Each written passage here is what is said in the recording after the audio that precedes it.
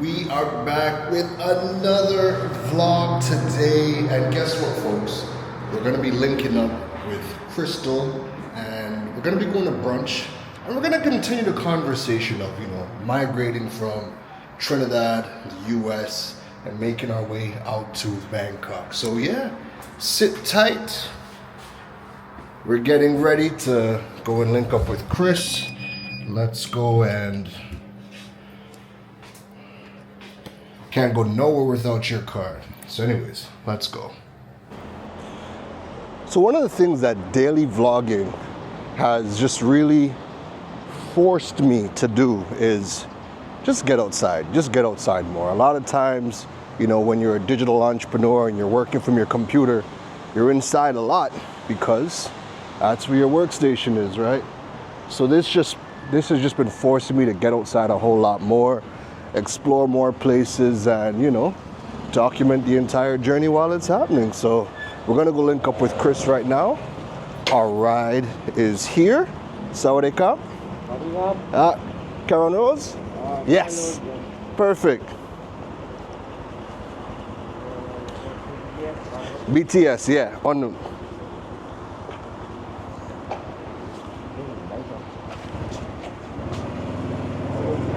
Let's link up with Krystel. We're on our way.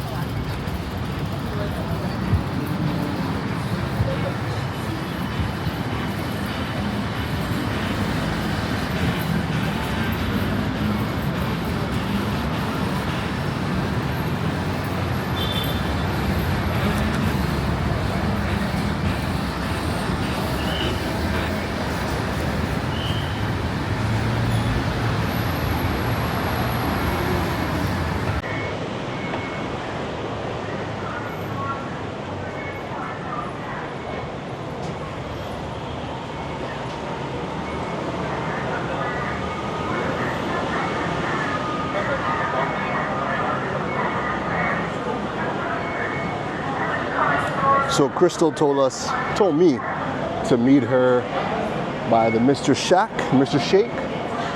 So we're just waiting for Chris to get here.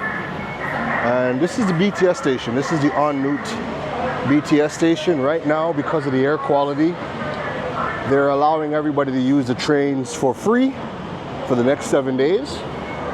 But whilst you're waiting for Chris, this entire plaza is the Lotus Plaza.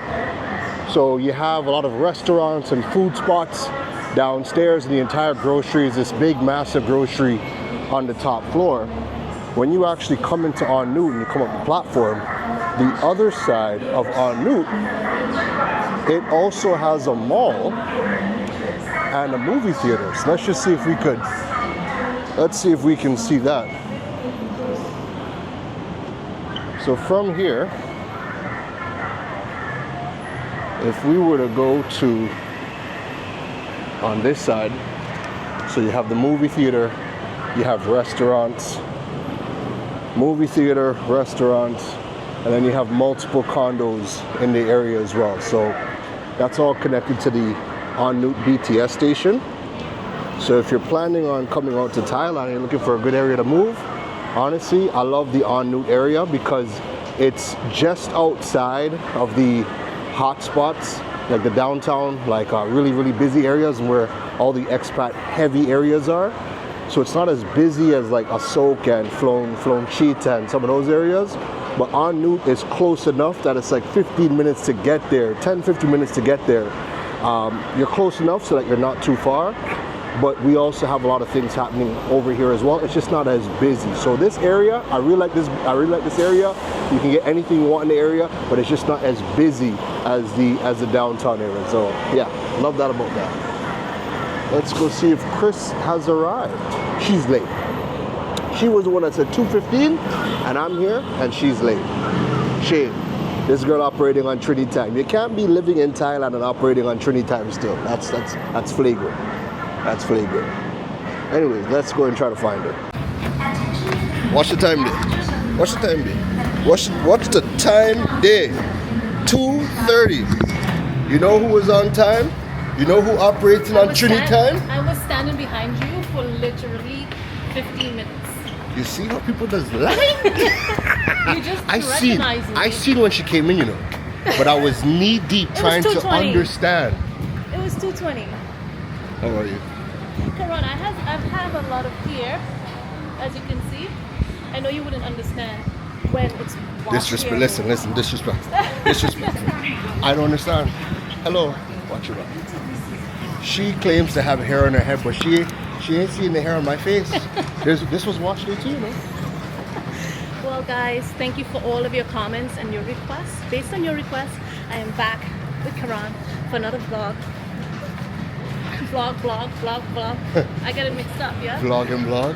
Exit 4, this way. Exit 4? Well, I'm just following you. Because I have no idea where we are. Or where we're going. So I am showing him around Bangkok today. She's bringing me to a whole different side of town. This is what, the finance district, the business district? Yes, this area is called Sathorn, and it's mainly a business and finance hub. Ooh, okay. All right, so we got to get rid of these cards. So my question to you, Keron, was with the amount of content that you put out on a regular basis, how do you manage what's for Keron, like what stays for you and what goes out to the public? So the good thing is that when you are a business content creator, the vast majority of your content is going to be business related. And I could give that all day, every day. And it never takes away from my personal living, right? So almost everything I do personally is always for me because that's not the content I'm putting out. I'm not putting out a lot of personal content. Now, here's the thing. Since moving to Thailand, I said I was going to get into more lifestyle content, but I had to figure out the angle. So I do focus more on business and technology lifestyle content in Thailand. Like I'm still focusing on business, but now just, you know, kind of how it fits into everyday life. And it makes it a lot easier to create that kind of content. And then also, on a more personal note, just these daily vlogs now is obviously showing more people some of the things I'm going to. So I actually have to force myself to do a lot more personal content, right? Fair enough. I've never had that issue before. But now, what I will do is, most days, it's always for me. And then because I'm trying to put myself in this situation now to do more personal lifestyle content, it's easier to be like, this day I'm doing it. Okay. And then the rest of the days, my camera's never out. I might grab some stuff on my phone and just post for like IG stories, but it's never like, you know, a whole entire 1 hour vlog on whatever the case is. But I think the balance is just choosing your days. Like if you see something that you know you'd want to talk about and create content about, then that's your day to go and shoot the content. And then the other days, just enjoy it. Well, fair enough. And I preface with that question mainly because, well, you and I have had a lot of background conversations. And since I appeared on the vlog. Once it's video, it's vlog. Yeah, vlog. Sorry, guys. I got messages as well, mainly from people who know me very well that knows that I am not so much of an extrovert. I'm somewhere in the middle. And they ask, well, what prompted this? How did this happen, you know? But guys, there has been a lot of background conversation between Keron and I for a period of time. And one of the things that actually initiated this was, we always talk about, now that we're in Thailand, how do we continue to give back to our people, to our diaspora, right? Because in life it's about serving the greater community, serving the greater collective. Absolutely. And for me, putting myself out there, Keron knows because I told him this, it's not something that comes naturally. And I appreciate all the lovely comments and requests to have me back. But I am a bit nervous about this journey, and he's inspired me to talk a little bit more and share a little bit more about what I do on a day-to-day, but understanding what that balance looks like, because in life everything has to have a balance, right? Absolutely. You know, so balance, right? November was Rolling Loud, Yes. right? And I've never seen Lil Wayne perform in concert. Never seen Lil Wayne perform. I never saw French Montana, Wiz Khalifa, but most important, I never saw Lil Wayne perform. So obviously when you're going to things like a concert, what do you want to do? You're gonna want to whip out your phone. You're Right. gonna want to record everything, and before you know it, you're not even looking at the concert. You're busy focusing on recording the entire thing. So the balance for me, what looked like that day was, I'm like, hey, it doesn't matter what song comes on. I'm going to record one song. The very next song, phone is back in my pocket, Okay. and I'm just enjoying it. And then if the next song comes on, go ahead and record it if you want to, but finding that balance, because you want to live in the moment. You want to enjoy what's happening. Yeah. You want to live in the moment. So I think once you experiment and kind of just figure out what feels good, and even before we came on the video, the one thing I said earlier in the video, just to start out, was daily vlogging is forcing me to get out and see Thailand. Yeah. Right? So this is just also for me personally, the daily vlogs is giving me some accountability. Sorry, but I felt like we passed our entrance. We passed it? We did, yeah, hold on. Yeah, we just did. So, No worries, no yeah, worries. we did, because This we is can it right actually here. go through this way, but I'm going to take you through this way so we can have, it's the way that the first time, this is going to be my 4th time here, Yeah. but I'm going to take you the way that I entered the first time I came here. All right, bet. Yeah, the daily vlogs just forces me to get out. Get out. And like I said, for me with vlogs, I want to focus on business, technology, lifestyle, watch your back, and also give people a daily look at what life as a digital nomad looks like, right? Because as always, when you see a lot of the creators that are putting out content, you tend to follow who you can relate to. We don't have a whole lot of people from the Caribbean who have migrated out to Asia and create content. So we don't ever really get that perspective online. So you're busy listening to guys from the UK, from US, Europe, and their process and the things that they have to go through is so much different. Correct. Because, well, all the legalities of global law, you know, there's just a lot that's different. So we got to be the ones to put our It's content interesting you bring that out. up, because I remember one of the first conversations we had when I got here was my DTV process.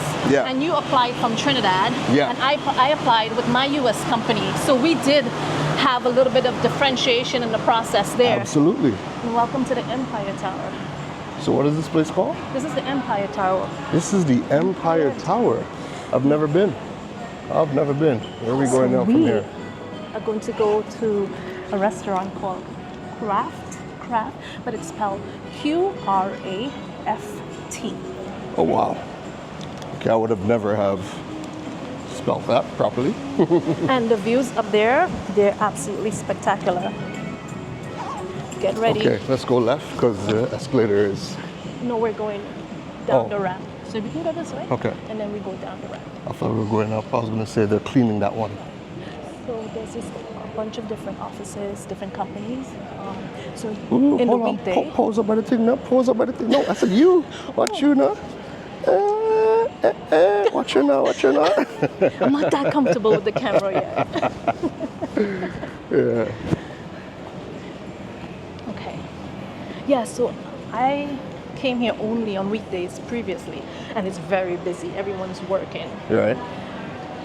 So let's see what it's like today. Sawadee Craft. So get ready, Keron, for this elevator experience here. Okay? Oh, tap.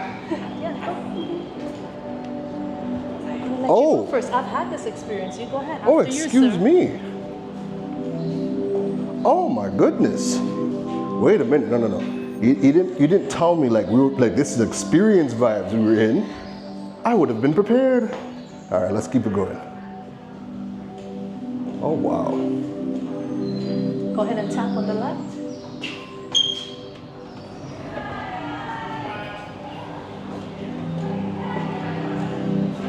Swadia.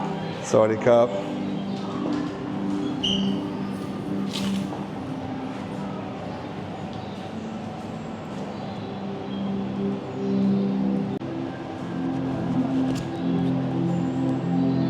Make sure you get everything, you know? Yeah. People know. This is the Empire Tower, you said? Actually, we were supposed to come here as a group for my birthday to go to Nobu. Oh, this is where Nobu is? Nobu's in the, it's literally the other elevator. Yeah. Okay. Well, as you said, you literally could find luxury in any nook and cranny of Bangkok. It really is. And I don't even want to just limit it to Bangkok because there is luxury all across Thailand in so many different forms. And I was telling people yesterday's vlog was about my pros and cons of being here. And even the things that I dislike, it's not even a dislike. Yeah. It's just things that you just need to be mindful of, right? So obviously the number one was the smog and the pollution, right? For me as well, exactly. If you don't have a good, you know. I'll let you enter first so Alright, you can cool. capture this elevator. We'll finish that thought on the way up. This is the elevator, my goodness. Wow. Oops, sorry. I kicked the ball. Did we get, make sure this, yeah? Okay, we're going to the right place. So how do I know these things? The run group also takes you many places, right? So when you enter here, there's also like a coffee bar. Right. You come here, grab a coffee, meet other digital nomads as well. Yeah. Right? So check this out.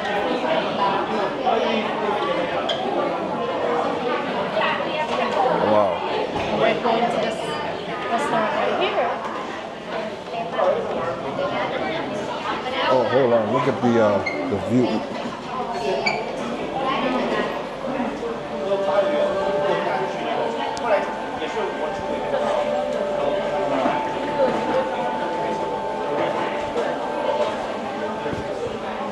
I'll let you go so you can.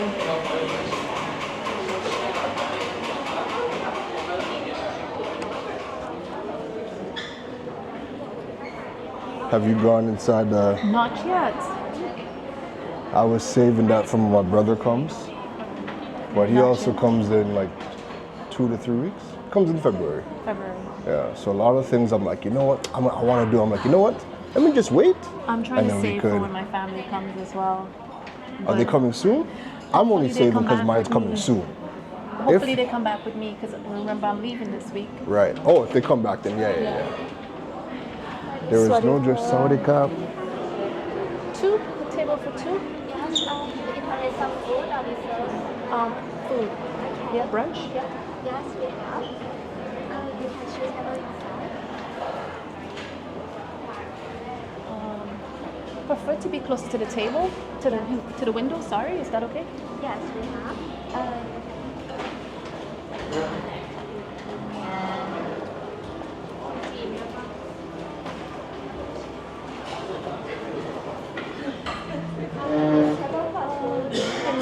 Over here is fine. Yeah. Kakunka.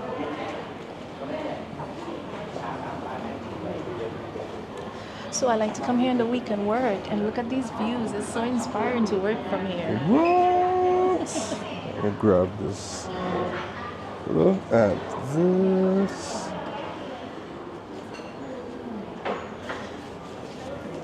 There is no joy except in seriousness.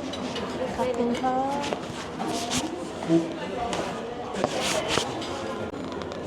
All right, so what do you usually get inside here? What's good?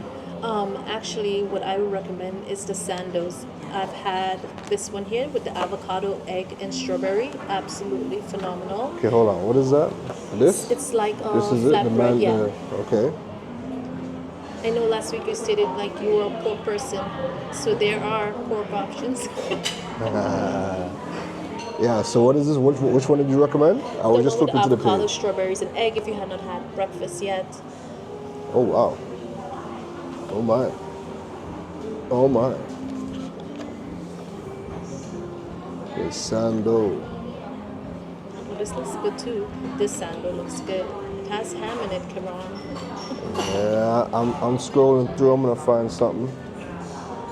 Create your breakfast.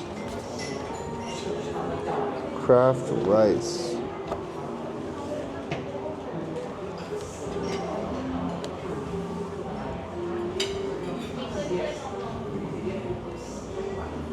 So since you've been here, what's been like the 2 things that you have like loved about your new life in Thailand? I feel like I've regained my freedom. And I say that from a safety standpoint. Yeah. I'm someone who likes to explore a lot. I'm always on the go, always outside. And anytime that I am actually in Trinidad, that is automatically stripped from me. There is no walkability. And even just to go out through normal day-to-day errands, Yeah. you actually have to think about it. At least in my case, I Yeah. actually assess like, okay, is it necessary to wash my car today, right? And Yeah. I actually visualize the route from my house to the car wash because I would take my car to PriceMart to wash. Yeah. And I think about everything down to the road I will take. Are there potholes? Is there anything that can slow me down? Is there any specific point where I feel more vulnerable? So yeah, the freedom and the ability to just go out because it's so exceptionally safe here. I have so much appreciation and gratitude for that. Now, I think one of the biggest things that people worry about, because I mean, we have a million people that are reaching out and like, hey, they want to move to Thailand too. But the first thing they talk about is, they need income, right? They need income. What are they gonna do? What are they gonna do? So, I mean, people fed up hearing me talk about what to do and what I do. You know, what do you do to maintain yourself whilst you are out here? Talk to us about your business. Oh my God. Damn, Keron. You really want to pull back the curtain like that? No, you don't have to tell me your business. Just tell me what you do and your business. Like, what is the business? Hi, ladies and gentlemen. My name is Chris, and I am the top Caribbean Airbnb host. Oh, shoot. I do own a short-term vacation rental management company, and I've had that business since 2017, and we expanded into the Trinidad and Tobago market in 2019. So I do have businesses in the Western world where I have staff that operates things on the ground, and then I have remote staff out of the Philippines, right? I do not advise moving to Thailand if you don't have some sort of business or structure in place digitally. Or a job. Exactly. Or a remote job, yeah. Because you cannot land here and just find a job, just like that. And there are rules against that with the DTV in particular. Well, you can't get it unless you have it anyway. True. You couldn't get it unless you have But it the anyway. visa actually says no employment allowed, right? Yeah, no local employment. No local employment. Yeah, Yeah, has to be more foreign. specific. Yeah. But and not to Keron because he shares and teaches so much of digital presence, and how to grow your online brand and to run your businesses remotely. I've learned a lot from him, even though I've been in business for a long time. I'm just shy to sharing, and now I'm gaining a little bit of inspiration to bring myself to a place to share with all of you more about how to do what I do. So you manage short-term rentals, Airbnbs, right? How did you get into that? Oh wow! Like what was the light bulb moment where you're Okay. like, this is something that I should be doing? Okay, so that's a great question, right? I love sharing this story, okay? Mm-hmm. So thank you for asking. I have always been a traveler, okay? Like I mentioned to you before, I lived abroad when I was very young. I've always been very intrigued by exploring the world. Mm-hmm. My younger brother, he got into vacation rentals in 2011. I had a full-time job. I was an exercise physiologist at the time, and I literally would go to work just to make more money and PTO to go on my next trip, right? my brother's business at the time was scaling very rapidly, and I started helping him like after work and on the weekends, right? And he's very focused on like I told you last week, marketing, scale, get the money in the door kind of vibe. But he did not have at the time, I feel like, his pulse on what the actual guests and traveler desire. Yeah. And because I am a traveler, I used to go on these trips and bring back that data. Yeah. Listen, this is what you need to do, right? This is what needs to happen. Yeah. And I just started helping him a lot on the back end. And I'm like, wait, I am the guest, right? Yeah. I am the guest. Yeah. And that's how I got into the vacation rental industry. At the time, Airbnb was only in California. It was not even in the entire United States yet. Yeah. So everything was literally in-house, built out on his very own website. And so basically I learned everything from the ground up. So let's fast forward.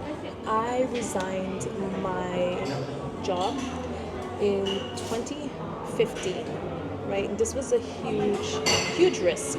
And I remember my brother having a conversation with me at the time, and he said to me, he's always been an entrepreneur, by the way. He doesn't have the ability to work for other people, and he's exceptionally good at it. Yeah.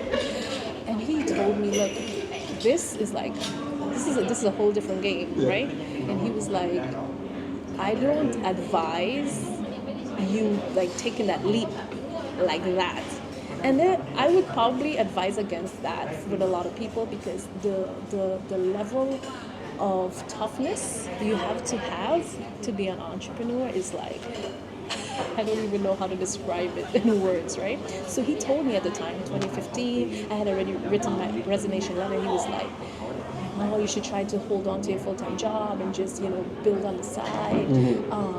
That's the safer way, like, just like taking that jump off the top of the building is just, that's a riskier way. But I am someone I consider myself spiritual, not religious, and I have exceptional faith. And I remember pacing at the head office with my resignation letter. Even my colleagues were like, are you sure? My supervisor was like, are you sure? Do you have enough money saved up in like your 401k and all these questions, right? And it was like God said to me, you jump, I help you with the wings, right? And I did it. Listen, I almost vomited. It was like having a heart attack when you do something like that, right? The journey has not been easy. So I got into this. I tried other things along the way in addition to this. But what happened with going to Trinidad was this. In Miami, we managed properties in Miami, and one of my friend's mom, her properties were in our management portfolio. And she owns a global relocation company, right? At the time, she was setting up shop in Trinidad. So her company is responsible for just moving employees for big corporations around the world. And she said one day, hey, you guys are like Trinidadian, right? Like you were born there? And I said, yes. So I am like I was formerly extremely patriotic about being Trini. we still are. We absolutely still are. We still are. Exceptionally, like I was. You're over the top. I was over the top waving that Trinidad. You have a Trinidad flag dress. Yeah, no, not extreme. But I always wanted to move back to the island, right? Yeah. Because there was just a vibe and an energy back then, and you wanted to be part of it. So she said, she asked, I need some help in Trinidad, right? Because it's extremely hard to get things done there, is what she was explaining to me. And I feel like, it's because of the cultural differences, we don't understand the systems. Granted, I had not lived there in many years. But she asked me to be contracted as a freelancer, right? So I was like all excited, like, sure, opportunity to go back to Trinidad, and that's what I did. And I was responsible for getting these families that were moving from countries like Spain, right? Helping them get their work permits, going to immigration appointments with them for interviews. Some of them did not speak English well. Translating, helping them find homes, helping their kids find schools and getting settled in a new environment. And while I was there, within the first, I did that for about 9 months, I would say. Yeah. And within that 9-month period, a light bulb went off, and I said, aha, we should expand our business to Trinidad. Okay, hold on one sec. Stick a pin. Expanding business to Trinidad. Time to order. You know what you're getting? Well, I know you know what you're getting. Yeah, I want the French toast. Oh, this is not French toast. So Brewery. she said, aha. You were helping people with immigration. Some of them couldn't Relocation. speak. Relocation. And then you came to the realization that this could be something to do in Trinidad? Yes, because in doing that, it exposed me more, and I spent more time in Trinidad understanding the country and culture more at that time, because I had migrated at a young age, right? So I went back to Miami, and I remember this conversation so clearly, July 2017. And I was having a conversation with my brother, and I told him about it. Yeah. I said, we should expand to Trinidad. Yeah. He was like, Trinidad? He's like, you can do that. And he wasn't. He's like, I'm not with you on that one. Yeah, so Okay. I took the leap in 2018. Yeah. December 2018. Yeah. Right? And I went back there, and I really started like marketing our brand and our company. Yeah. My brother was still not bought in on this whole thing. He thought it was the craziest, most riskiest thing that I could have possibly want to do. Yeah. And you know, there is an investment cost behind these type of decisions as well. But I did it. You know, I got my first management contract that had 2 properties, and actually those 2 properties are still in our management portfolio today. And that's like what, 7 years? About 7 years ago. Yeah. Fast forward to 2019, we held a lot of like meet and greets within our industry in Miami, right? Yeah. And people who are doing Airbnb, or they want to be professionally managed, or they're just curious or interested in Airbnb would attend. So what I did is that I duplicated this in Trinidad. Right? Yeah. So in September 2019, we held our first meet and greet in Trinidad. Yeah. And my brother flew down, some of our staff from Miami flew down, and he was blown away because the room was packed. Like, even people were standing against the walls. Yeah. Okay. And I remember him telling the crowd about our conversation in 2017 and what his response was. And he said, damn, but she found a diamond in the rough, right? Yeah. She took her shot and she did not miss.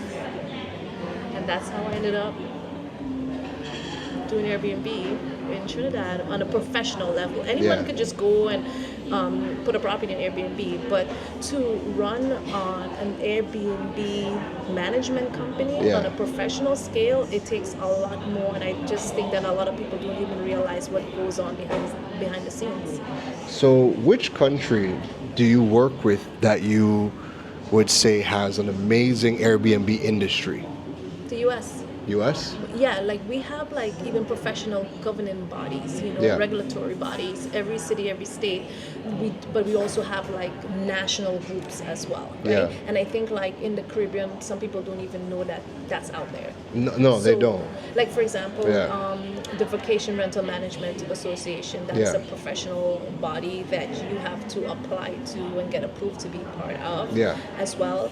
And like every year we meet up for a conference, usually in the fall in different cities, and we get to meet our peers who are also professional managers and, you know, exchange, learn, grow. We learn about different new software, new technologies, you know, processes to scale. And I have done that, and I continue to do that, because for me it's always expansion, always and always, right? And if you don't go out there and you don't acquire the information, you don't know what you don't know. And I kid you not, like this industry has evolved so much from when it first started. I when can it was imagine. Just the CEO of Airbnb, it was just like his idea to rent a room with a blow-up bed. You know, if anybody knows that story, and look where it is today. Right? Now it's like every year you go to conference and it's always something new, something more advanced, something more whoa. Yeah. And what I can say is that if you stay within your bubble, there's no way you can grow. You have to. And it might seem costly, like from a monetary standpoint, but the money actually means nothing, right? When you go out there, that knowledge is so valuable that you cannot put a price on it. Yeah. People spend a lot of money to be in rooms to acquire knowledge. Exactly. Which is what always separates people that really make the money from... I would say this, like my brother always told me one thing, you can either pay with money or you can pay with time. I am not authorized to share his story, but his story is amazing, right? Of how he got into this and how well he had done in this specific industry. And it's always, you either pay with your time or you're going to pay with money, right? To get into the right rooms. You mentioned Gary Vee to me last week. We've been in rooms with Gary Vee. We've been in rooms with Tony Robbins. Yeah. There's a cost to that. And I think as Caribbean people too, like if we can just put ourselves in a position and say, okay, maybe I can't afford like the monetary aspect of getting into the room with Keron Rose, for example, right? But what do I have of value that I can offer? Maybe I can intern for Keron and hold his camera for a month. And just being in the space with him, you learn so much. Yeah, no, absolutely. And I think one of the biggest challenges that I've realized with being in the Caribbean is that the majority of these events and conferences, a lot of the knowledge, the nuances aren't there for the Caribbean, right? So a lot of times when they bring down American speakers, right? The Americans, or not even just Americans, just in general, people from abroad, they have built their business, they've acquired their knowledge within the rules and confines of their market, right? And a lot of it doesn't always translate over here. So you might get a big name, like we've had Damon Johns, we've had Robert Kiyosaki. And I'm listening to people that have come away from those conferences and the things they're talking about. And I'm like, I don't think you can do any of that here, right? What has to happen? We need more people to kind of travel so that way they can get discernment to see what is relevant for our market, what is relevant for their market, and then be creative enough to take a lot of the generalized strategies and tailor it to the Caribbean. Because what happens is, perfect example, I'll get a lot of people that reach out and they're like, hey, they're stuck on getting paid on their platform, on their website. And I'm like, okay, what are you using? And they're like, I'm using Squarespace, as an example, right? And I'm like, okay, well, why did you pick it? And they're like, oh, well, I jumped on YouTube, I watched the reviews, people are amazing. And I'm like, okay, who specifically did you consume, whatever? And when they name the person, it's always somebody from a completely different market, right? And I'm like, but y'all skip like the most important parts, because when they're talking about the payment structure, like no bells rang off in your head that the payments that they're talking about is not available for us. Yes. And you ran into this particular platform, I don't want to say misinformed, it's the right information for who it was meant for. Yes. But a lot of times we don't have the discernment to know that this information wasn't for us. You had to take 70% of that message and that other 30%, like go do the research for our market to see how is this going to work. Because a Squarespace doesn't work out of the box in our market. Wix has integrations, but can you afford the integrations that, you know what I mean? So that discernment is big. And I think one of the great things about your story, kind of very same for me and a lot of others as well, is when you've lived in Trinidad, lived somewhere else for a lot of your informative years, and you come back to the Caribbean, you can discern between the two. Yes. So you know, this is how it worked in America. Okay, Trinidad is different, but you know how it should work, and you're actively seeking the pathways to get it to work as best as you can to where it is on some of these other platforms. That discernment is what lacks so much, which is why my voice, which is why like now I keep stressing to people, if you have the opportunity to not just go travel, not just jump in a resort, not just go stay somewhere for a week, if you have the opportunity to go and spend 6 months in another country, and analyze how things are working in your industry in another country, that does so much for you, because when you come back, you have that discernment that you don't get when you don't live abroad. Absolutely. You know, I mentioned to someone prior to making the decision to relocate my base here Yeah. that I was considering relocating my base outside of Trinidad. I had not even mentioned Thailand. Yeah. You know, I was looking at other options as well, and they said to me, "Well, how are you gonna market Trinidad if you're not living here anymore?" And I kind of chuckled at it, like, you don't even understand. To continue to grow my brand, Yeah. to continue to grow my Clip brand, just clip a t-shirt. Just clip it. Yeah, that way you don't have to think about it. Yeah, yeah. I need to go out there and get more information, right? More data, more knowledge, right? Because when I came to Trinidad and expanded from Miami, the brand went from Miami into the Caribbean market, and I always explain to people, I went from the outside in, Yes. right? So think about it as the shark going back into the fishbowl. You understand?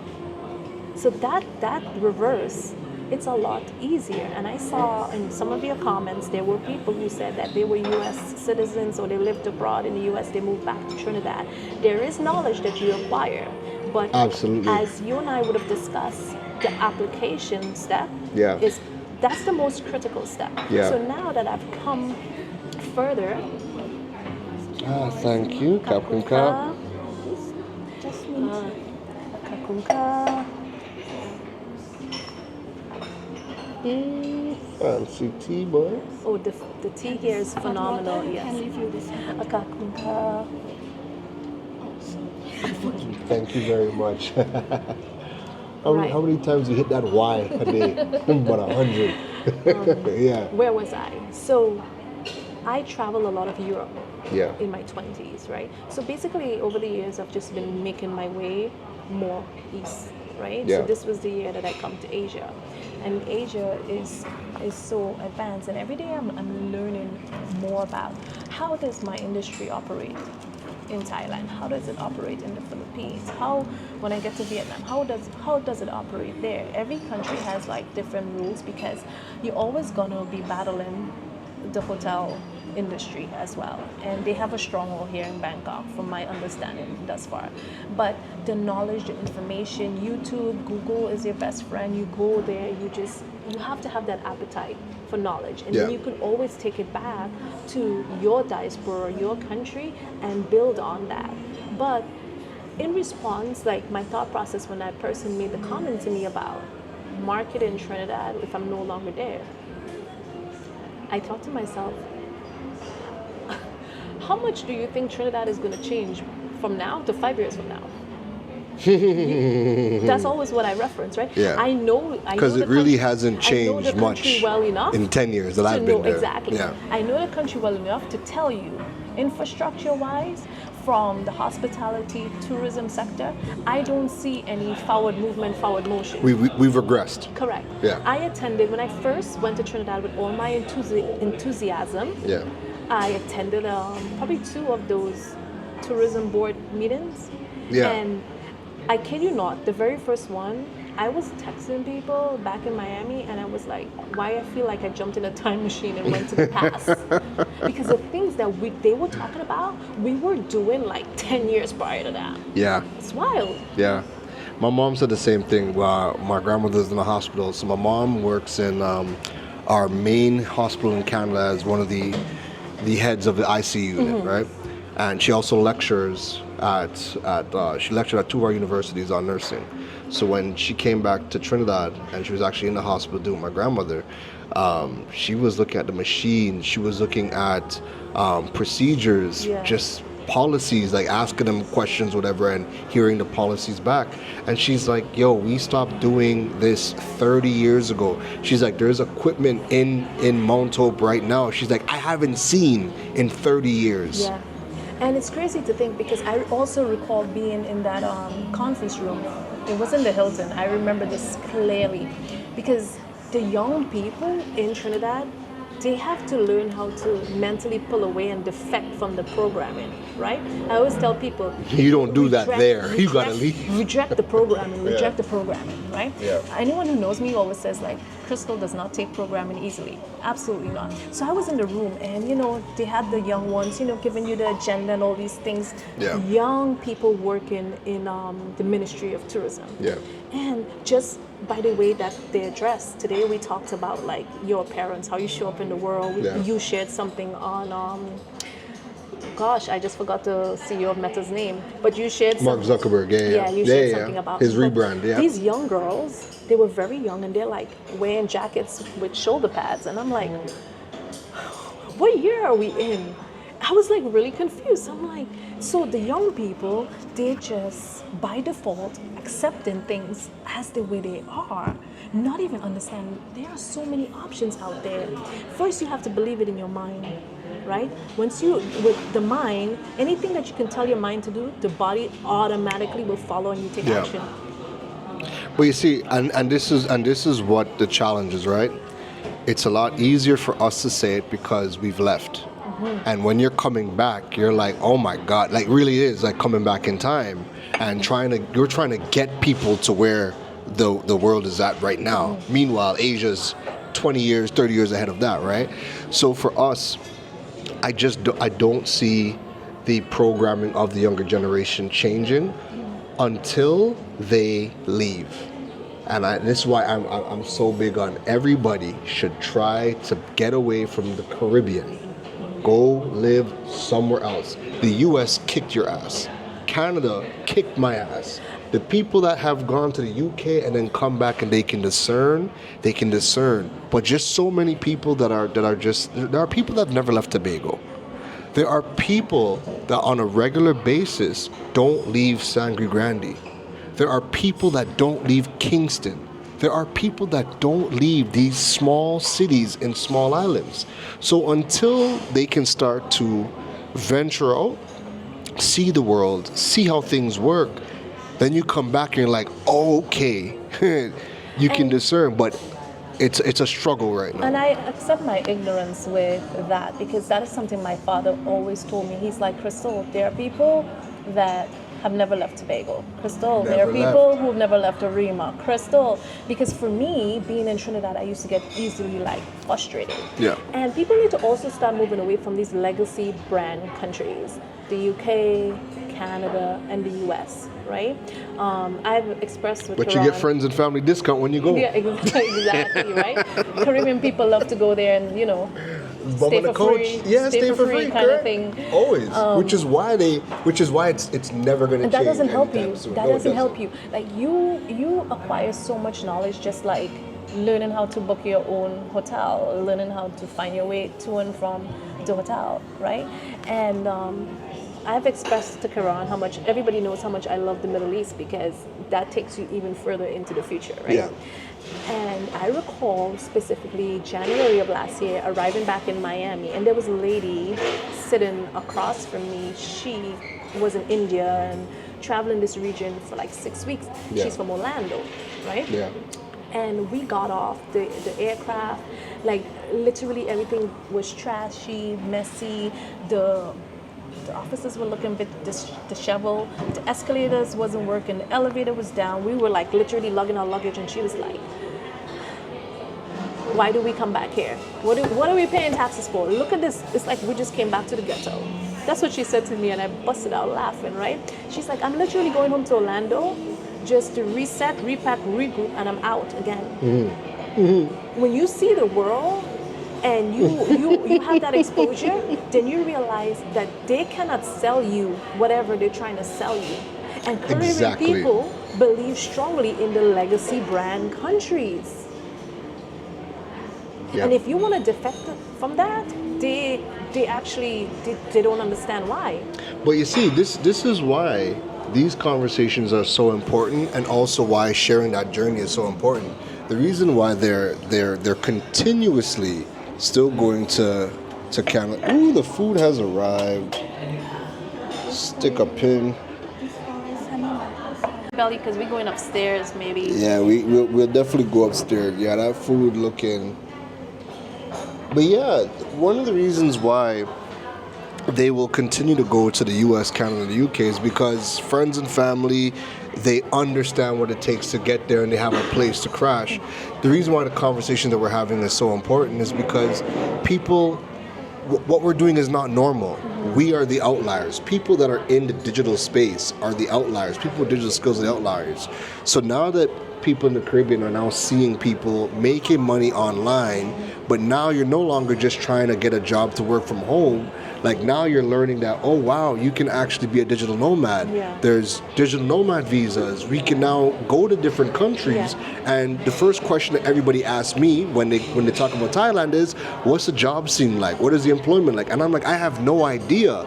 I have an online business that allows me to do whatever, right? And the more people get to see that type of business being done, now they're going to go and learn those digital skills in whatever the industries are and put themselves in a position to not just work from home, but work from anywhere. Now, all these other countries that we have never went to open up because you're not worried about getting employed there. You're not worried about the language barrier. You're not worried about crashing on your friends and family's couch, because guess what? You can go get a condo for $200 US and spend next to nothing and live in luxury and do it on your own. You can actually find more options that's more aligned with your budget, whatever that may be. For some people, maybe they can afford more. Maybe some people have to stay under that 200 mark or 500 mark, whatever that may be. But also, you're balling, you want to go spend 3,000. Go. I mean, but also like what I don't understand, Keron, is that I don't understand where this indoctrination in the way of thinking, where did it start and where did it come from, right? I mentioned to you last week that everything is cyclical in nature, right? I shared with you, you often talk about Forex. I shared with you that my parents chose to migrate because there were Forex challenges in their business all the way back in the 80s. You understand? And the same thing is happening now. And my dad often references that it's the same thing happened in my time. You know what I mean? We see people paying, I don't even know what the cost of a US visa application. I've never had a US visa. I don't know what the cost is, but people pay this and they get denied, and they think that they can't go anywhere in the world unless they have a US visa, which to me is wild. Right? Like you can, like that's the craziest. But that's the level of thinking that it is. You get denied for a US visa and it's like, I can't go anywhere. So for me, it's like, I question, where did this thinking stem from? Where did you get this idea that it's only US, Trinidad? it's only the US? The US or nothing.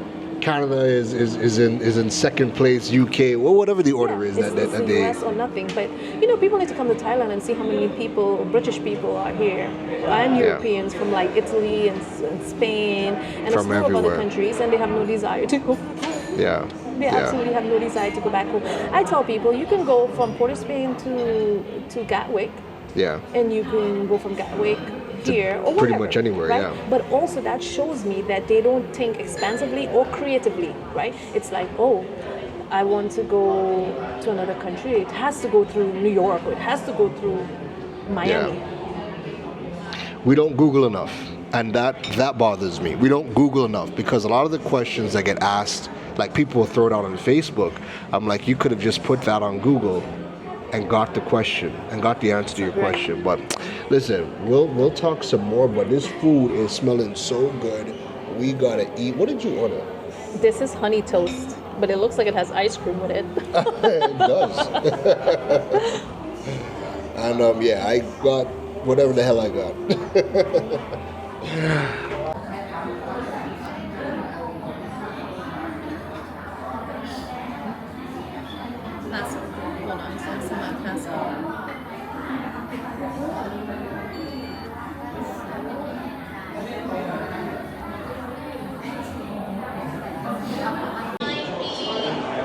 Oh, sorry. Can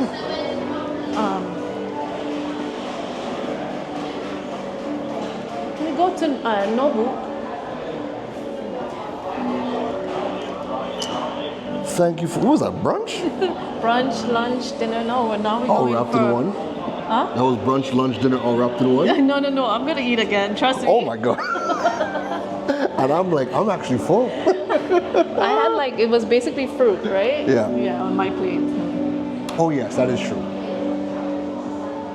Okay. Oh, this is Nobu. Shameful. You know how long we were supposed to come out here? Listen, nothing before it's time. Nothing before it's time. No, this is pretty. Saudi Cup.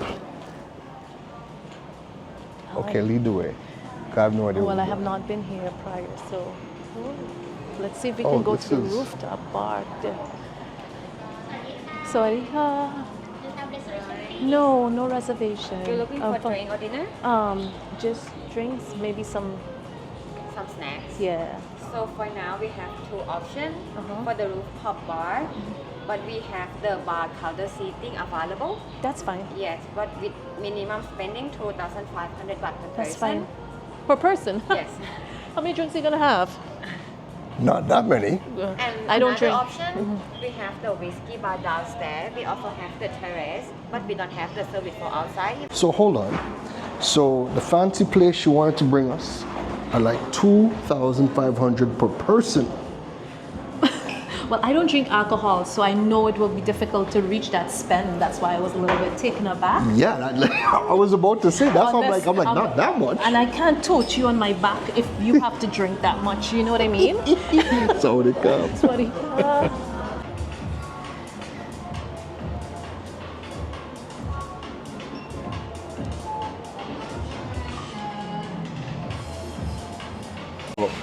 I just got my drink. I took a sex on the beach. My favorite drink. Sashimi. And Sashimi. Chris got a sashimi. Oh, I just want to say, Keron, fancy. thank you, Keron, How for you doing, inviting boss? me Oh, yes. back on the vlog. Thank you, everyone, for your comments. That actually led to Keron inviting me back to vlog with him again, and cheers to us continuing to share and move our diaspora forward from Thailand. Thank you and cheers to you. Now hold on. I believe a transaction is about to happen. Isn't it just so much easier to just Yeah, you don't have to worry about, oh, I forgot my wallet home. Kapunka. So apparently the views out here are absolutely amazing. So let's go take a look. Thank you very much, Captain Cap.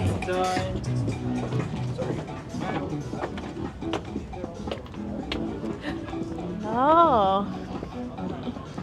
Welcome to Bangkok. Oh wow. So this building right here, what's the name of this building again? This I is actually don't know.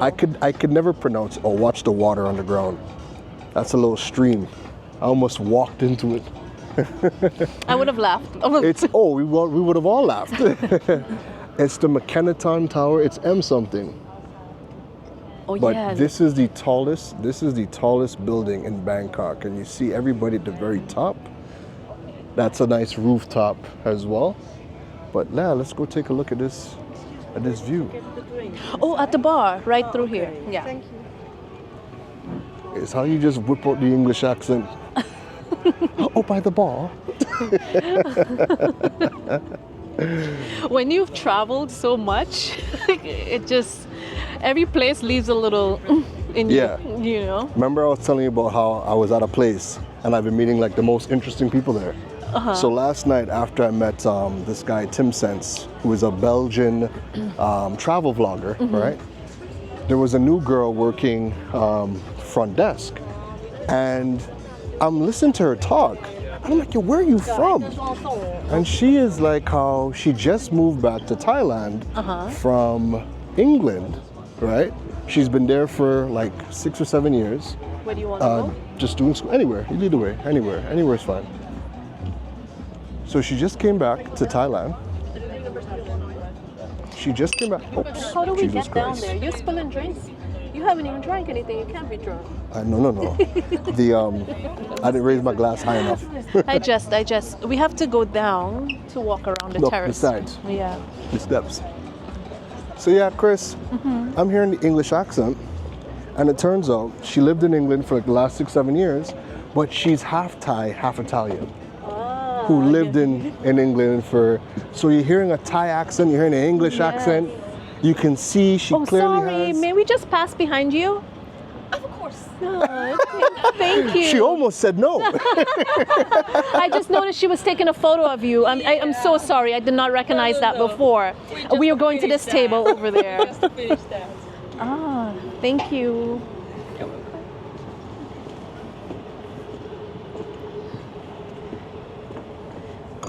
Yes. Oh yeah, look at this. So you got a little stream passing through.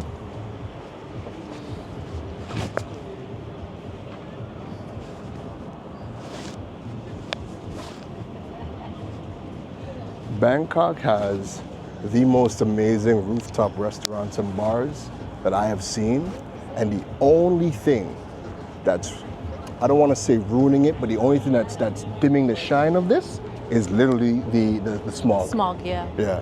If there was no smog up here, oh my God. Because then you could see Wait till you go to everything. Dubai. Oh, I can't wait. I can't wait. Even just going to Qatar and just flying over and going to the airport ever, I was like, I have to come back. This is I still can't believe you did not leave the airport, but I understand why, but I still can't. girl, I had a short layover, and after that 14-hour leg, the last thing, first of all, I was when I was in Doha at that airport, it was a mix of, God, I'm tired, and I had a plan to go and find a spa to go take one of the showers. Then it was also, the airport's so huge. Yeah. I want to walk around, I want to see, because it's one of the most popular airports in the entire world, and I only have a short amount of time. My original flight. The best airport in the world. Actually, it always goes back and forth between Changi. Singapore and I'll be in Singapore's airport this week, so. We'll see. Hold on, you guys missed a smirk. She was like, yeah, I'll be in Singapore this week, so yeah. Well, you see, I've been to Doha so many times, right? And there's always like a debate online, especially in the travel space. Yeah. Oh, Doha versus Changi, Doha versus Changi Airport. But it will be my first time out of Singapore. Actually, my first time flying Singapore Airlines as well. Yeah.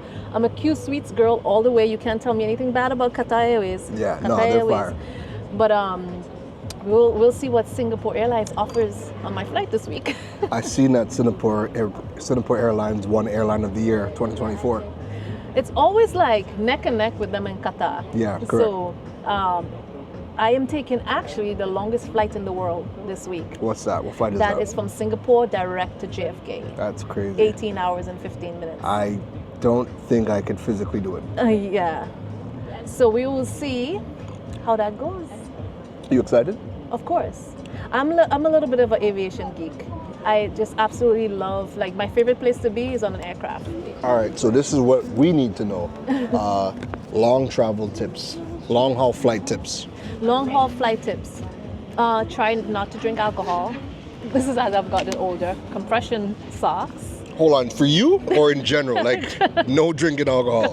Because the first thing I'm doing. For me. Well, alcohol dehydrates you, especially on the extremely long flights. Hydrate. What I'm trying to say is stay hydrated. A lot of people overlook the compression socks, but trust me, it's an absolute lifesaver. I have seen other accessories, so to speak, but it just also depends on what cabin you're flying with, if those are applicable to you or not, right? Yeah. Comfortable clothes. Like, I don't travel long haul in jeans. Yeah, forget that. Absolutely not. Absolutely not. Forget that. That is a sweats and sweater kind of vibe. Mm-hmm. But I'm really excited about this because, my dad thinks I'm crazy. He's like, you like airplanes so much that you want to take the longest flight in the world. I'm like, yeah. I have certain bucket list things that I would like to do. Yeah. And that flight from Singapore to JFK, and I have to go straight to an event. Let's see. Let's see. I mean, the things on my bucket list, longest flight is not one. Longest, but too, it's the long haul flights that have, especially Caribbean people, long haul flights have stopped Caribbean people from traveling the world. Because usually, and I shouldn't limit it to Caribbean people in general, one of the things that stops them from traveling to the other side of the world is the long haul flights. So there's a lot of my friends back in Canada never touched Asia. Why haven't you touched Asia? Y'all have the money, y'all have the credit cards, y'all have access, and it's just can't do that flight. Can't do that flight. Can't do It's that hard. flight. Okay, so I'll say this to you, like, so when I was younger, the furthest I had gone was like 8.5 hours, 9 hours to Russia, Yeah. right? Over that period of time. As I've gotten older, I realized like the effects of the travel on my body, right? But also in life, you evolve and your circumstances change, right? Right now, 99% of the time, 99% of the time, I fly business class long haul. I cannot do long haul in economy. Maybe Yeah. it's in my mind. But have you ever seen that? Seen or heard that Steve Harvey audio? Like once you get in business class or first class, Yeah, and you always have that- want to strategize your to mind, get back. again, it goes back to the mind. Your mind will automatically think about ways like you can never go back. Absolutely. Right? And your mind will find ways and a way to continue to keep you at that level. Absolutely. And that's what happened to me when I started flying business class. It's Yeah. like, okay, your mind switches. I had an experience in the summer, right, where I went to Turkey, and I had like this very, very, one of those travel stories, a circumstance occur when I went to Turkey, then I went to Germany, and I went back to Turkey, and then I was flying from Turkey back to Miami. I had this very strange situation occur. This is a whole other video, not today, but I had to change my flight, Yeah. right? And stay in Turkey longer in order to rectify the matter at hand. And I don't know if anybody knows this, but apparently a lot of people from Miami go to Turkey for lots of cosmetic stuff. Yeah. If you ever want hair back on your head, you can go to Turkey. That's exactly where I'm going. When you ever hear me in Turkey. But in changing my flight, it results in, they were like, it's overbooked. We can't put you Yeah. in business class, right? Yeah. So you're either gonna have to wait. It probably might be a week. How quickly do you want to go back, right? Yeah. It might be a week before we can get you back in the cabin that you booked, or you can just take what's available. And at that point, I was like, Krystel, I didn't have compression socks, anything with me. You understand I what I'm didn't saying? have my compression socks. Anything with me. Oh, I was like, I went back and forth for a while, and I was like, all right, mentally, Yeah. I'm gonna survive. I'm not gonna die, Krystel. It's 12 hours. You are gonna survive. Just take the seat and get home. Well, Yeah. Keron, I almost died. When I reached almost died. Miami, I said never again. I don't care how long I have to stay wherever I am. I'm not doing it again. My feet were swollen without my compression socks, and they were like I almost cried because I couldn't even move my foot to put the back of my shoes when I got in Miami. And everybody's situation is different, right? But know thyself is a powerful thing. Absolutely. And I just know for me, I cannot do it. And I rather spend the money to be booked in the right cabin than end up in the hospital. That's just Yeah. me. That's just me, right? But that was just an experience that I am not interested in having ever again. For the rest of us, economy, compression socks. The water.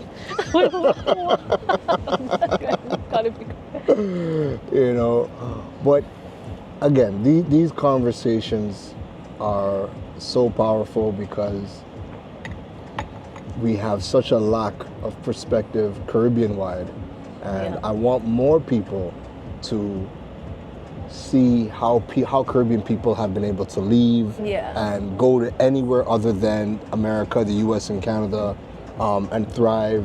But as we've said before when we're eating, we don't have a lot of Caribbean people that are creating content. There's a lot of Caribbean people that are in Thailand, right? Yeah. Look, a Jamaican spot, right? Yeah. We have people that are doing things here, but they don't create any content, so we don't know what they're doing or how they made the jump or anything. So this is where these conversations I think are needed, are so powerful. And when you look at a lot of the comments and even the questions that people start to DM and ask or whatever, like I showed you, the top blogs right now that are picking up traction, everybody is trying to understand, how do I get access to US dollars? Yeah. How do I get access to be able to even book these types of flights? Yeah. How do I get a remote job? What are the digital skill sets that I can get where I can actually work remotely. Like until people figure those things out, being a digital nomad and migrating to a lot of these places isn't a thing, because unlike the US or Canada or the UK, English is the first language, so you can go there and find something. But here, to try to do things and not have something lined up before you get here, even more problematic. And just to share, you already know this, but I'm just regurgitating this to share. I have a business in Florida and in Trinidad, and my back-end staff is based out of the Philippines. Mm-hmm. You understand? Mm-hmm. They work remotely out of the Philippines, so it can also work in the reverse as well. December 2024 was actually the first time that I met them in person, because I flew to the Philippines. I had not been that far before, prior to that. So that just gives you context. There are other countries where people are seeking remote jobs and getting remote jobs to work for US companies or Caribbean companies or both. And why? Because that currency is higher than their home currency. Yes, correct. And their cost of living is so much cheaper. So when you hire a Thai person or someone from the Philippines, whatever, they don't need as much money to have a good life in the Philippines or in Thailand. So the prices that they're going to charge are great for them. They're making good money. Great for us because it's still cheaper and you can actually afford to get that assistance at whatever price point that you need. So these are all of the amazing things that are happening that, again, when people across our region get to see, oh, we can be remote, oh, we can outsource and we can hire people abroad and leverage that as well. Like, these are things that people don't think about. And you know what's interesting? 2023, in October 2023, I attended our annual VRMA conference, which is the Vacation Rental Management Association. Right? And that's where across the country everyone comes together. They change the city every year. This particular year was in Orlando, 2023. And that's when the owners, managers of vacation rental companies was introduced to a company. This company is actually based out of Miami that finds remote staff for vacation rental management companies. Wow. Right? And they made the connection. Come to find out that company out of Miami, they started operations in the Philippines. So they recruit, they go through the whole HR process, they take care of the benefits, they do everything. And then they just make the connection with the matches. Right? They get the potential employee through that interview process. And then they make the match for you like an agency, right? And then you get to go through and meet the person and you see if it's a fit. Right? The only challenge, which is not a challenge if you're an open-minded person, is it puts you in a position to now teach these people your culture, right? Because my Vince, some people may or may not know him if you've seen him on my IG. He's my guest reservation associate, right? He lives in Davao City in the Philippines, right? Previously, prior to working for Brief Homes International, he worked for a management company in Washington, D.C.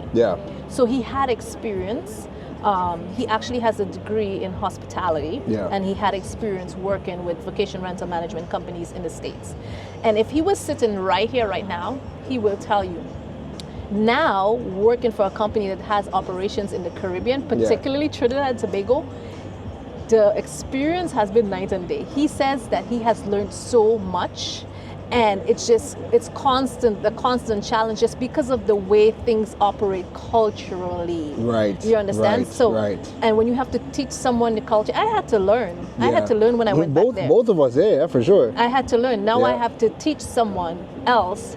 Like, this is kind of like, and they're very professional, right? So sometimes you have to say, okay, Vince, we're going to work on having one voice. Whether it's you communicating the message or me, we want to make sure it's one brand, one voice. You understand? But, Caribbean people love going against policy situation, right? And for them, they will always do their job and they will always adhere to your SOPs. And they will say, like, this is the policy, this is the procedure, this is what has to happen. And on the other side, that receptivity or respect is not really there. You understand?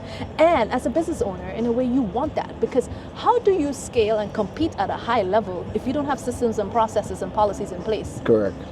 And I think that is what the diaspora needs to look at from a small business perspective. I don't know what the large corporations are doing there, but you have to implement this and you have to respect it.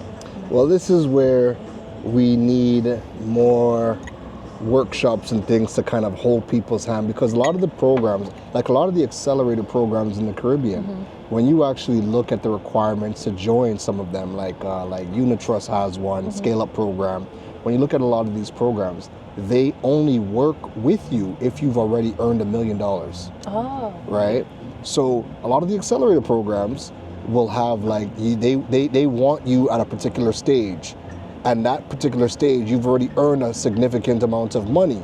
What we don't have is we don't have like I was jokingly telling you before, like think of certain things like preschool and kind of bring people up through like from the start of preschool and bring them up.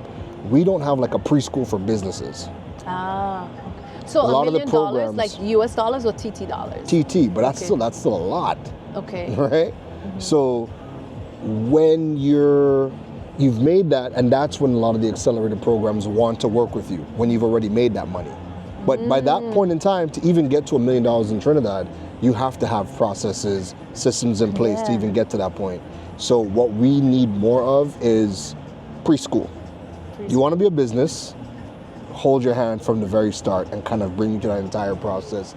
That way we could even help you get to secondary school, Yeah. which is the accelerators that you have to have earned a certain amount of money to even get into that program. And you know, you get a certain level of growth from learning how to go through these processes, right? Yeah. You might get to a stage like, I'm in a place now where like my time is way more valuable, so I have to decide, like it's a decision making, like what is this worth it, doing it myself, Yeah. or is it worth having someone else Yeah. do it, right? Yeah. But make no mistake that I've gone through the process, because I've been doing this a very long time, where, let's go back, you said, entry point. I know how to register a business in Trinidad. I know how to register one in the United States. I actually know how to register one in Thailand. You know what Yeah. I mean? Like, I actually research these things almost every country I go to, Yeah, right? yeah. But some people, I'm coming to realize that based on connecting with Keron, that there's a lot of basic things that people just don't know. So I hope that I can contribute more going forward in sharing and being able to educate people so that they have the awareness and they can learn how to at least get started. And you see, one of the biggest lessons that I don't think people have fully interpreted across the region is we need our citizens to leave. We need citizens to leave and go learn the different policies, practices, procedures in the world, because how else are you going to learn from somebody how to register a business in Thailand when you're not going to relate to the Americans, you're not going to relate to the Canadians, you're not going to relate to the Brits, because how they have to go about doing certain things is going to be very different than if you were coming from the Caribbean and trying to do the same thing. So we need our citizens to go out, go and live in Thailand, go learn how to go open up a business in Thailand. That way when you create that content, if somebody right now is watching all these videos about how amazing Thailand is, and they don't want to come and work, like get a job, they want to open up a business, where would that person go to learn what were the steps that somebody from their island or their region took to get themselves to Thailand and then register that business? Because like you referenced the Jamaican guy, right? Yeah. So one of the things, first of all, is that, so this is relevant in Thailand, this is relevant in Zanzibar, it's relevant in quite a few countries, in Tanzania, sorry. I say Zanzibar because I'm looking at something in Zanzibar, so it's very prevalent in my mind, right? Where you have to have a national of that country. So in Trinidad, for example, you have to have a national on the registration, the business documents. However, right, the national doesn't have to have ownership, right? Yeah. Here in Thailand, the national has to have at least 51% ownership. And you know, it's really good because I saw some systems in place that really protects, like they're protecting. They're definitely protecting the people, in the real estate space, for example. So you can buy a condo, you cannot buy land, right? Yeah. It's the same thing in the Philippines. You can buy a condo, but you cannot buy land, right? Yeah. So they're actually preserving their land for their people. And Yeah. that takes I like me aback. it. I explore these type of things in every country I go to, and I was a little taken aback, and I'm just like, so I think about Trinidad, right? Foreigners can buy land in And I'm then Trinidad. thinking about, like, because I've gone through processes working with investors and things like that. I'm just like, man, you see, patriotism. We referred to that in the last vlog. Like, there's a strong desire to also protect. They're sharing with the world. There's a lot of tourists in the Philippines. A lot here. They're sharing with the world, but they're also saying, like, we're preserving the integrity of what is ours. Yes, yes. And you know what? It's a beautiful thing, because I don't think for the most part, people come here and they're not looking to have the same rights as people. And when they see where the line is drawn in the sand, and they're like, okay, this is for the Thai, a lot of people are like, this just makes sense. Like, I am just happy to be here and participate in the culture. And we still get so much that you're fine with, okay, I can't own property, or a Thai person has to be involved, whatever. Like, you're fine with that when you realize all the other things that you're gaining just by being here, you know? So, but again, you got to travel. Look at what you just said. You research that in every country that you go to, right? So now, I like when options, people, Keron. No, And I'm in real listen. estate, so that's what it is. And as you well. know what? And again, not everybody is going to be able to do what you do at the way that you do it. So you're knocking down doors, and you can now drop breadcrumbs for the next generation that's coming up, because there's a lot of people that are looking to change their careers because they're in a career that is dying in Trinidad but has been dead for 10 years outside of Trinidad, right? We have a lot of people who are looking to do a career change, and then we have a lot of the new generation that's coming up. But where are they going to get the information to learn about the Krystels of the world that are doing property management and are able to be a digital nomad and travel? Where would they get that information, right? Yeah. That's not being taught in the school. Matter of fact, I started to get brought into how I got into speaking at schools in Trinidad is the principals or the education board, whatever the boards are, and people would reach out, are like, we want to bring you in as a bit of a balance, because all of our speakers are all traditional. So I'd go into like a career day, and there would be 10 organizations, right? And it would be prisons, police, army, air guard, WASA, sanitation, swim call, and like just government agencies, right? And then for the past couple of years, I was getting brought into a lot of these career days as, hey, this is somebody that's doing something that is not being taught in school. This is how they're doing it, and they kind of bring me in for a balance. These are the things that need to happen, right? So what needs to really happen is, in the career days in Trinidad, I would love to see a 50-50 split now. I would like to see 50%, like, do your legacy institutions, but now don't bring in the friggin' content creators. Frig. Bring people in, no, because that's the first thought, right? Let's bring in the content creators so that everybody could cheer. No, not the content creators. What I want to see more of is find the Krystels. How is somebody doing property management? How is somebody able to be an e-commerce specialist and get booked in multiple countries and travel? Look at Jared Best Mitchell. Jared, shout out to Jared. Jared's doing sales and traveling, not just the Caribbean, but he has clients around the world teaching sales. Bring these people in, because these are people that are doing real, actual jobs, right? Not just, I'm a personality and I'm popular, which is dope, because that's amazing. These people are now able to create content, and that's their full-time job, and I love it. But I want you to also bring in the people that are actually doing like real jobs, like real digital jobs. We have guys that are building AI models for governments, right? Bring those guys in. There are all of these new careers that are digital, that are able to either travel the world or export their expertise to other markets, and they're earning US dollars or a different currency.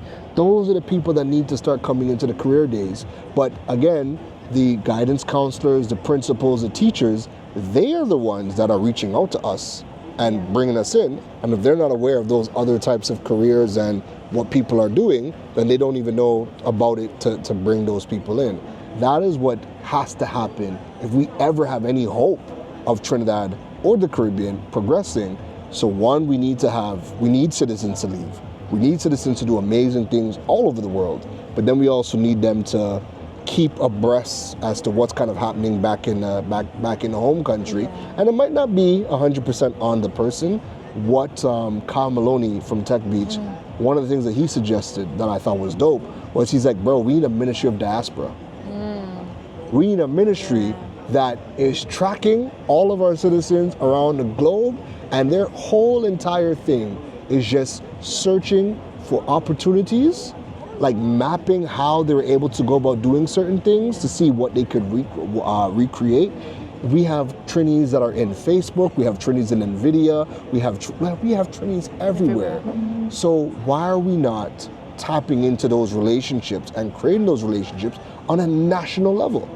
I kid you not, Trinis are in everything like salt, you know. That Because I is what travel they a say. lot, let me tell you. You'll find a Trini everywhere. And like the most random things happen. I remember like one time I was going to Abu Dhabi and I jumped in this van and the person next to me was like, Hold Trini? on.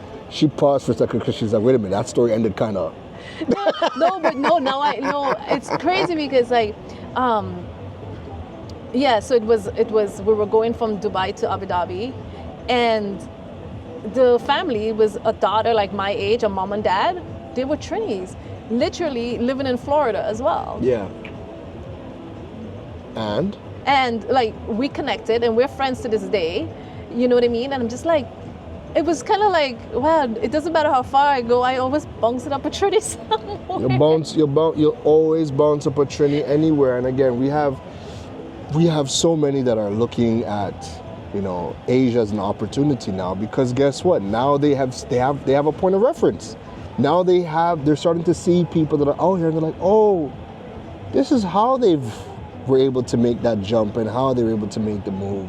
You know, so we're going to start to see a lot more Caribbean people. Then they remove the tourist visa restrictions, or the visa restrictions for Jamaica, Dominica, and Trinidad and Tobago. So we're going to see a lot more people, and I really hope more people come, get their minds blown open, see what is happening in the world, because I think now you have something to aspire to, right? But Keron, last week I mentioned to you, there's a difference between the travelers and the tourists, right? Yeah. And people don't Absolutely. understand. You learn more and you collect more data to take back if you allow yourself to be more of a traveler. Yeah? And I'm telling you this because I have relatives that I've traveled with, and there are different types of people who will prefer to like go to a resort and just drink sex to the beach all day and don't move. Yeah. You know what I mean? But if you really want to learn and gather information that is valuable, that will actually expand your way of thinking and your way of operating, your way of living, your way of doing, your way of everything, you just have to put yourself in uncomfortable spaces. Absolutely. My biggest recommendation is to just go. Just go. If you are afraid, just go. Go book that flight right now. Find a place that you've always wanted to go. You don't even have to find it, because everybody has a place they've always wanted to go. Yeah. Just go. Yeah. I have done this many times. It may sound crazy to some, but what's on the other side will blow your mind, and you wouldn't know until you get there. I have literally like jumped on flights, not even knowing exactly where I'm staying when I'm getting there. I'm booking accommodations as I'm walking off flights. Yeah. You know, but I always trust that I'm going to end up where I'm meant to be. Amen.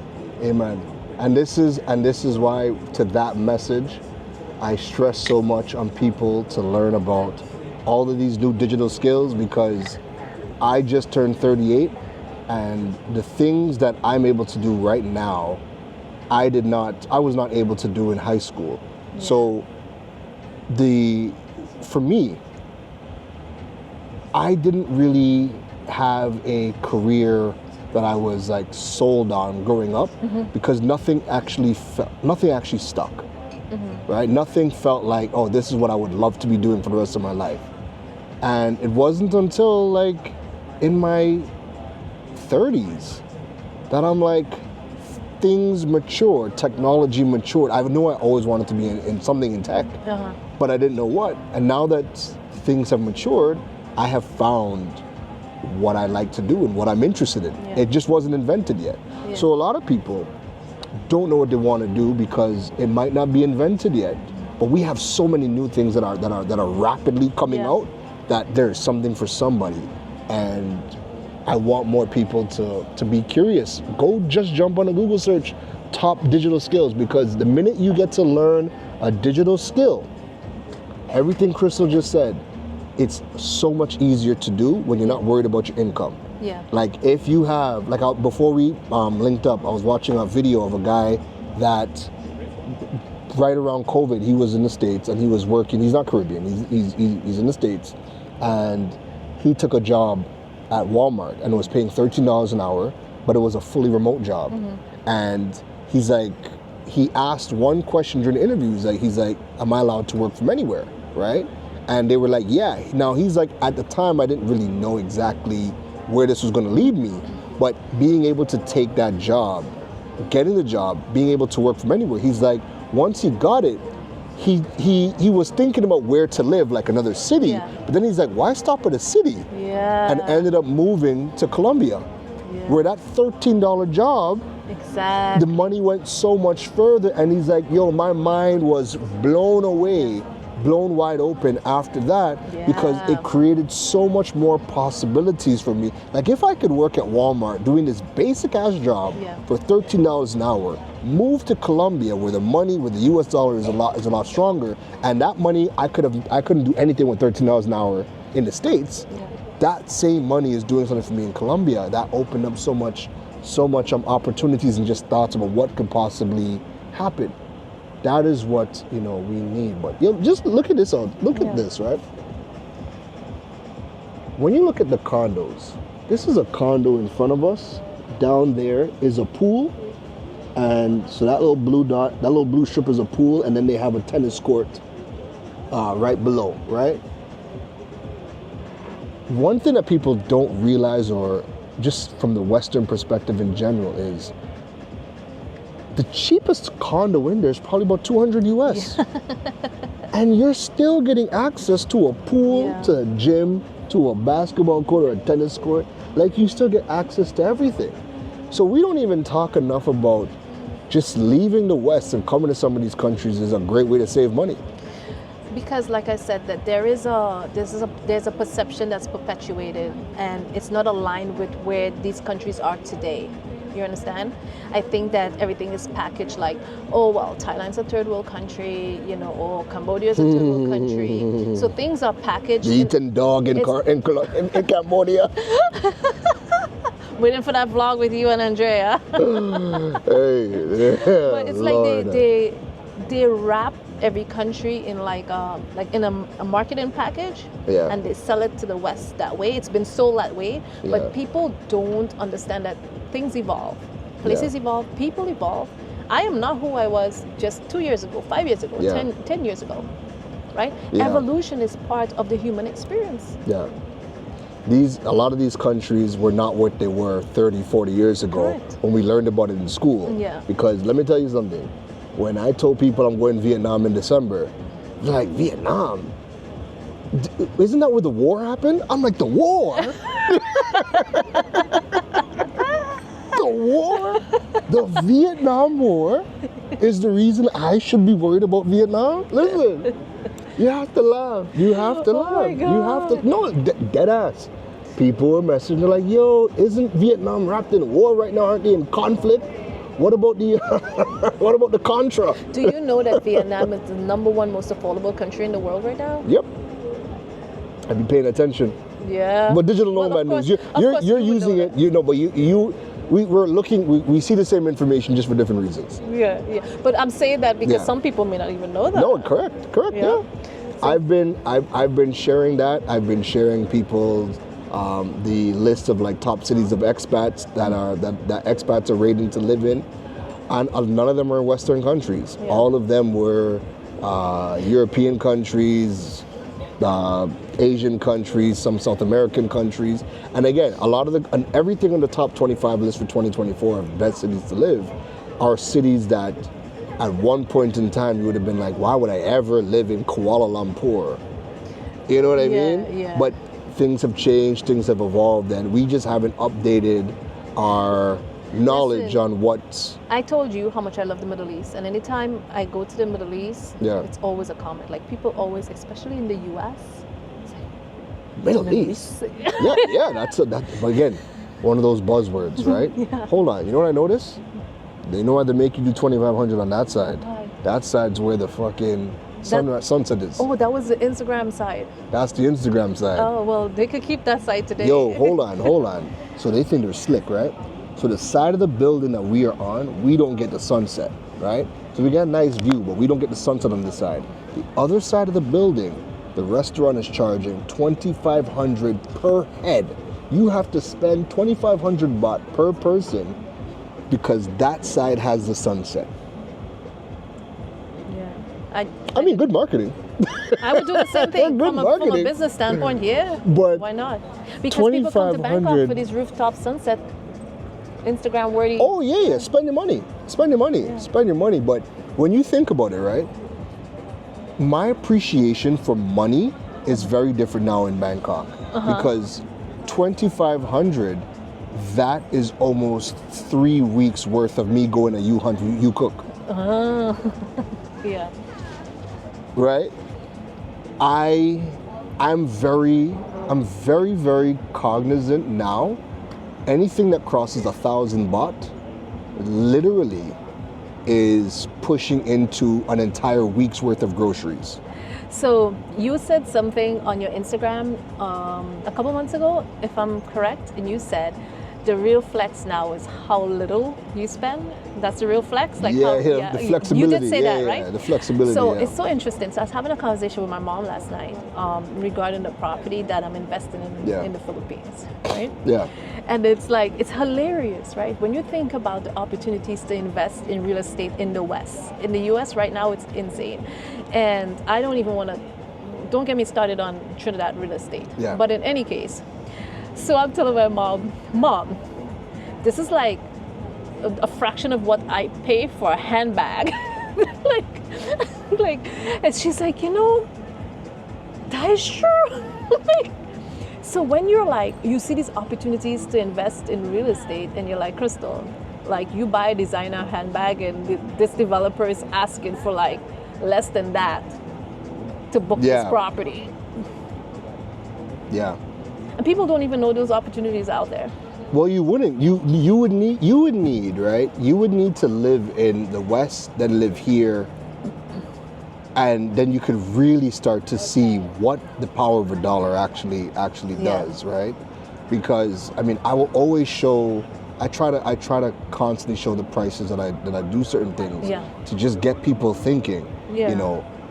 Yesterday, something as simple as a beer. I ate at a local Thai spot yesterday, and they brought a 620 ml beer, right? And I wasn't expecting. I was expecting just a regular schmegular 500 ml beer.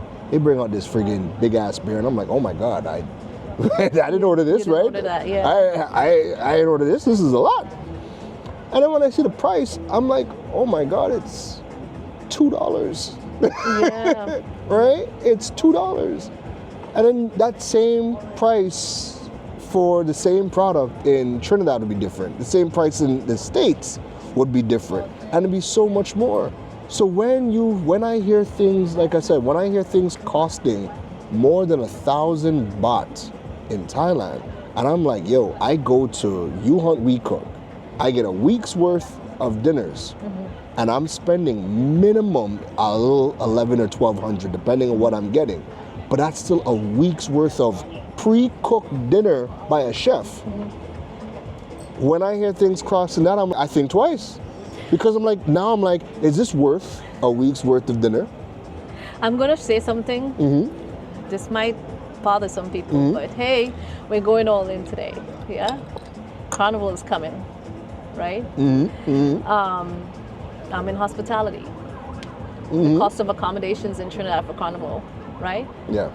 I'll just say the cost of costumes. That's not my industry, but I know the cost of costumes. Yeah. I told you earlier that I loved Carnival. I stopped playing mass since 2019. Yeah. And I remember the very last time I played mass when I left Miami Airport, and my brother dropped me to the airport, Yeah. and he told me, I didn't understand it then. Yeah. You know, you get to a certain point and then you reflect and you're like, Yeah.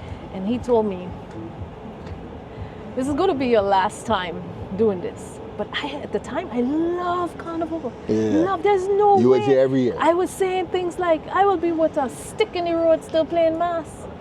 Me? Give up Carnival? But my brother told me that, right? And he's like, oh, because remember, right? Ducks and eagles don't take up the same space. Facts. And I was like, yeah, my brother thinks very expensive. So I'm like, he's just my brother being my brother. Fast forward these years, now I get it, right? So when I think about the cost of accommodations and the cost of costumes, Yeah. and now Yeah. What the you could do. investments that I'm making, the moves Yeah. that I'm making. Again, ducks and eagles don't take up the same space. Oh and my God. So now I get what he was trying to say to me Yeah. back then. You are on a certain trajectory, right? And once you're soaring, you cannot like clip your own wings to go down by the pond. So this was going to be your last Carnival. You know what? I am 100% in agreement. I realized the same thing a couple years into Trinidad. I think maybe like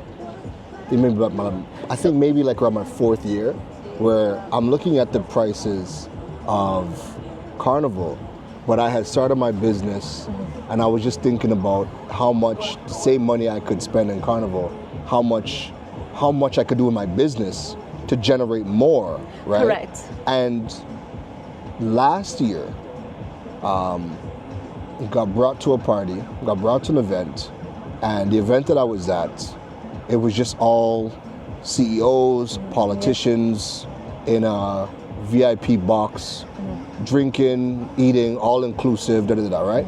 And you know what I thought to myself? In all of the melee, I thought, I'm looking around and I'm like, I have never seen people more happier than the millionaires who have already made their money and now they're out in a fete and enjoying themselves. Yeah. They have their millions. The joy on their faces is very different than the joy on the escaping your day-to-day reality. There we go. Right. And in that thought, in just that realization, my thought process was, I could always party. I could always come back for Carnival. I could always do this. Yeah. But you know what? Rather than being in the space where if I'm spending this money and it's taking away from my business, because when the millionaires spend their money, it's not taking away from the business. If I take 3,000 TT, right? Just a modest number. If I take 3,000 TT dollars away from putting into my business, that has the potential to disrupt my business. Versus when the millionaires are spending their money, it doesn't, whether they spend it here, it's not. So when the regular person is taking loans. Oh my God. Loans. I was going to add to what I was saying earlier. That is crazy. But before I lose my thought on this, that same year, 2019, so this is 2018 Carnival, he said this to me. 2019, we went to this conference with Tony Robbins, Gary Vee, and then, then we paid like this extra package to go like more intimate one-on-one, and we sat with like a real estate mentor, right? And man, our minds were blown open, right? So one of the things that stuck with me, right? They are contributors, and then they are the creators. Yeah. The wealthy people are the creators. Yeah. And that's when I knew like that's where my switch was coming, right? I am going to be creating for Carnival. So I'm creating an accommodation offering. I'm no longer contributing with my money. You're not the consumer. Yeah. You're not the consumer. Like you know what I mean? Consumer. Yeah, basically that's what I'm saying. And a lot of people don't get it. Am I still participating in Carnival? Absolutely. Absolutely, But in a different way. Yeah. So now, the next year, my cousin sitting next to me, and we at like one of the properties, and you could hear the freaking music and the trucks are passing, yeah? Yeah. And he was like, "You're not getting a little tabanca, girl?" I said, "Tabanca?" I said, hold on, let me see if I get in tabanca. Hold on real quick. Let me see if I can. And I pull out my phone, and I just opened one of my banking apps. I was like, nah, you ain't getting no tabanca. Tabanca what? Right? So now I'm still participating, but I am creating, right? I'm not consuming. And listen, there's nothing wrong with consuming. Yeah. But your priorities, when you have now, like, again, Carnival's not cheap. Carnival's an investment by itself, right? It's a completely different thing if it was like how it used to be, God knows how many years ago, when it was cheap and affordable and it didn't cost you much to participate. And to add to that, you know how many countries you can go to for that cost? Sorry. But this is what I'm saying, right? So now, again, power of a dollar. When I'm seeing people that are spending, and I mean, I know people that are spending a 10,000 US, taking a loan to go and play Carnival. And I'm like, you would take a loan to play Carnival, but you wouldn't take a loan for something to go learn a new skill set that can generate you more money or whatever the case is. So I'm not saying, don't participate in Carnival, but there has to be a point where you're like, you know what, let me put this on pause, right? Let me go take that same money, let me go do something else, put something in place where that's gonna allow me to generate more money. Because here's the next thing too. I said before that I'm in a box with all the millionaires and CEOs. None of us paid for anything. That's what I was going to add to, right? So this is what I was going to add. None of us paid for anything. Let me add this to that. I was going to add that. So that year, I did not play mass or anything like that. I could have. And not calling any names, I could have. Yeah. Right? And then I went to two fetes. One of them is the biggest. Yeah. And I don't really subscribe to that Trinidad culture of asking people for comps and stuff. But anyways, I paid for my ticket, right? Yeah. And I went into the fete, and the person who's fete was like, wait, you paid to come here? Yeah. But that's what I'm showing you, right? Yeah. When you get to that point, you're not even paying for these events, man. I have not paid for an event in a long time. And it's just because you build up your name, build up your brand, whatever, to the point where they want you to be in the building. You add value to the room. So you're gonna get the invite. Hey, hold a ticket, come down, because the power that is in these rooms, when you can get these people in the same room together, Carnival's a great thing for that. And everybody's just, off the clock, doing their thing, making relationships. In a way, you're building business relationship at the same time, but you're doing it on a personal note. The loans that you referenced, when I first saw that blew my mind, right? I was. It's so hard for people to get a loan in Trinidad to buy a house. Buy a house, open a business. Well, God forbid you ask about opening a business. Small and micro enterprises there. Begging for a loan. But they can get one for costume. Which is wild.